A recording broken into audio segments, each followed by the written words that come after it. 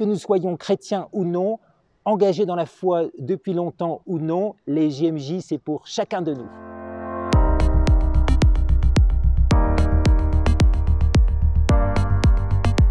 Alors ce week-end, nous nous mettons concrètement en marche vers Lisbonne, vers les JMJ de Lisbonne, fin juillet et début août 2023. Nous espérons que plus de 30 000 jeunes Français rejoindront des centaines de milliers d'autres dans la capitale portugaise qui se prépare pour nous et dans l'ensemble du pays du Portugal. La JMJ, ce n'est pas la journée mondiale de la jeunesse catholique, c'est la journée mondiale des jeunes du monde entier.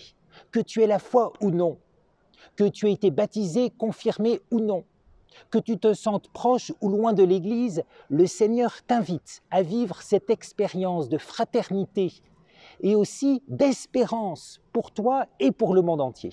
Depuis 37 ans, puisque ce sera la 37e édition, la Journée mondiale de la jeunesse rythme la vie de l'Église.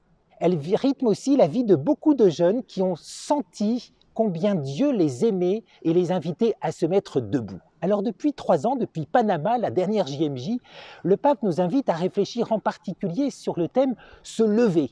Il nous a fait méditer sur Jésus qui disait à un jeune homme, je te le dis, lève-toi ». Il nous a fait méditer sur Saint Paul, lève-toi et sois les témoins des choses que tu as vues. Et puis pour cette édition, eh bien, nous sommes accompagnés par la Vierge Marie. Marie se leva et elle partit en hâte. Se lever, étymologiquement, ça veut dire aussi parfois se relever. Se relever quand on a été découragé, quand on est tombé, quand on était épuisé, quand on n'a plus la force. Et ça peut arriver dans nos vies personnelles, dans la vie du monde, dans la vie de l'Église. Se lever, ça veut dire aussi s'éveiller à la vie. C'est rentrer dans la dynamique de la résurrection.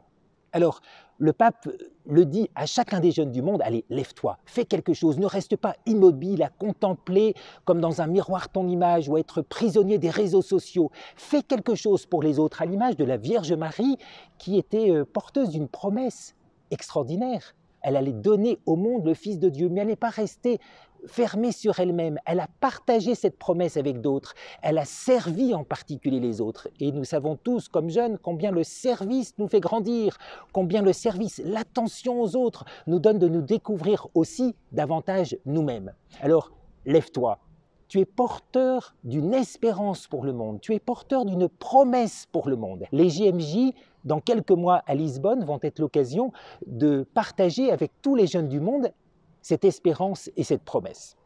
Alors à partir de ce week-end du Christ Roi, 19-20 novembre, les inscriptions vont s'ouvrir dans toutes les communautés, les mouvements et les diocèses de France. Ça fait en gros plus de 150 façons différentes d'aller au JMJ à Lisbonne. C'est incroyable cette diversité.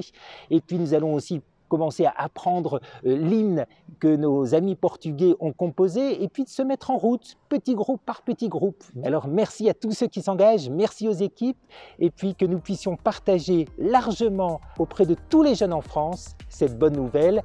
Nous sommes attendus à Lisbonne l'été prochain.